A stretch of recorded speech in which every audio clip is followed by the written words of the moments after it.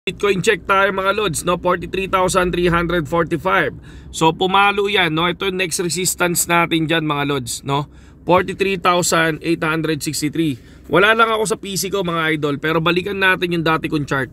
Ito yung dati kong chart nung isang araw. So sabi ko 42,000 ang entry ko at 43,000. And then pumalo na yan dyan, lumipad na yan mga lodi, no? So yung 43,000 na yan at 42,800 hindi na valid dyan sa next TA natin mga idol, okay? Hindi na valid kasi na-break na nila yan, no?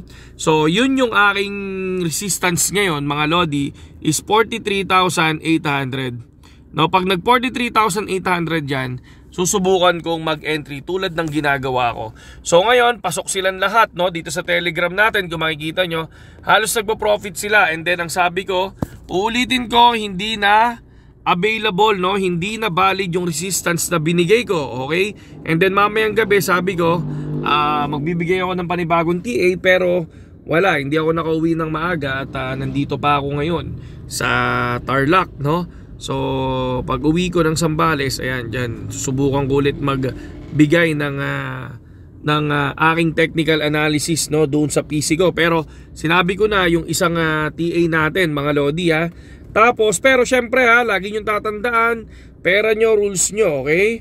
Pera nyo, rules nyo. Dapat hindi kayo basta-basta nag-i-invest ng hindi ninyo alam. Tapos kung mapapansin natin, ang Google, no? Itong Google, grabe, no? Google update policy allowing Bitcoin and crypto trust product to be advertised, no? Nagtiwala na ang Google mga lods. Ayan na, no? Update policy Bitcoin crypto trust to advertise. Okay, ano pa ba? So ayan, BlackRock and Banek are now advertising spot Bitcoin ETF on Google following new policy update. So ayan na, no, ang dami na nagtitiwala sa Bitcoin mga lodi. Ang dami nang pwedeng bumili at ang dami nang pwedeng magbenta. Pero hindi ibig sabihin na maraming gumagamit ng Bitcoin lilipad dyan, no?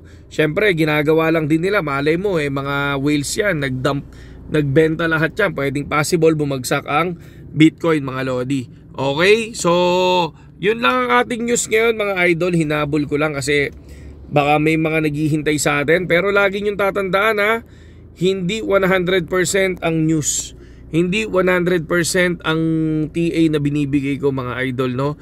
Ang gusto ko lang, syempre nagbibigay lang ako ng kung ano yung nalalaman ko, no? Kung ano yung abot ng nalalaman ko, no? Para lang sa viewers natin. I think siguro the past 10 days or the past 1 month, so halos lahat ng graph naman natin is pumapalo. Ito yung pakita ko lang sa inyo, yung ating graph na isa, no? Dito ko pinost yan sa main account natin. So check. Ito, no? Ito yung old graph natin. Sabi ko Bitcoin hit my old graph. Let's see, no? Ito yun.